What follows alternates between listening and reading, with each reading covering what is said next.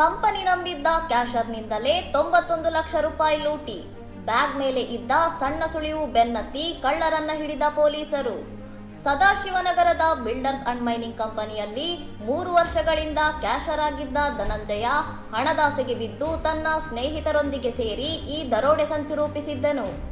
February 13ರ ನಸುಕಿನ ವೇಳೆಯಲ್ಲಿ ಕಚೇರಿಯ ಬೀಗ ಮುರಿದು ನುಗ್ಗಿದ್ದ ಕಿರಾತಕರು ಹಣವಿದ್ದ ಕೋಣೆಯನ್ನೇ ಗುರಿಯಾಗಿಸಿ 91 ಲಕ್ಷ ರೂಪಾಯಿ ಎಗರಿಸಿ ಶಿವಮೊಗ್ಗಕ್ಕೆ ಪರಾರಿಯಾಗಿದ್ದರು.